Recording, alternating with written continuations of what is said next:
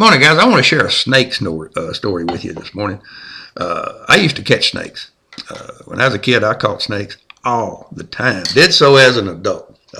There's nothing up here. You know, I live in northern Wisconsin now, and they got these little garter snakes. I caught a female last year, about as big around as your finger. That's a pretty good sized garter snake.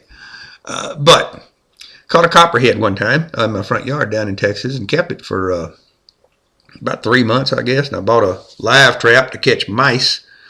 Drop one in there, and it never took more than a minute for that little mouse to quit shaking and just lock up once he got popped. And then, of course, the copperhead would swallow him. I happen to think copperhead is one of the prettiest snakes there are. Anyway, here's the story. Mama, talking to her yesterday, she's got an exterminator comes out to her house once a month and sprays around the outside of the house and the yard, you know, scorpions and spiders and stuff. He missed a month, and when he came back, he said he's sorry he'd been in the hospital for 3 weeks. That working at his house, he was cleaning out from under some rose bushes with his hands, and something stung him on the finger, and he jerked his fingers back, jerked his hand back, and there's a copperhead hanging off of it, just a little bitty copperhead. But it had a grip, and so it was just pumping him full.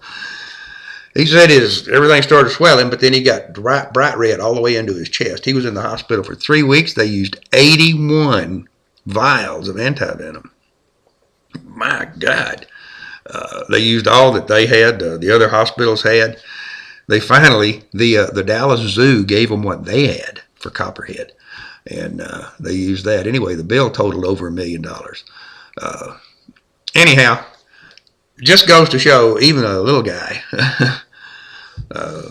can do some damage. If you got to get bit by a snake, a poisonous snake, I would choose the copperhead over any other poisonous snake on our continent because I think they have the weakest venom. There is controversy out there as people believe that a baby snake is highly venomous, much more than an adult, because they're little and they need that extra power and they got such small amount of venom. From everything I've read from people that are supposed to really know what they're talking about, that's just not true. The venom is the venom. What they have when they're born is what they're going to have when they're adult. It's just they have more of it. And the smartest thing, the thing that made the most sense to me, the simplest thing, was if you were bitten by a cottonmouth, would you rather that cottonmouth be that long, or would you rather him be an adult 4 feet long and big around as a car inner tube? I mean, think about it. Would you rather have this much venom injected or this much venom injected? By the way, cottonmouths don't get 6, 7 feet long. They are short, but they get fat and they bad to the bone. Cool snake story. Guy had a bad few days, but he survived, and dang, have a good day.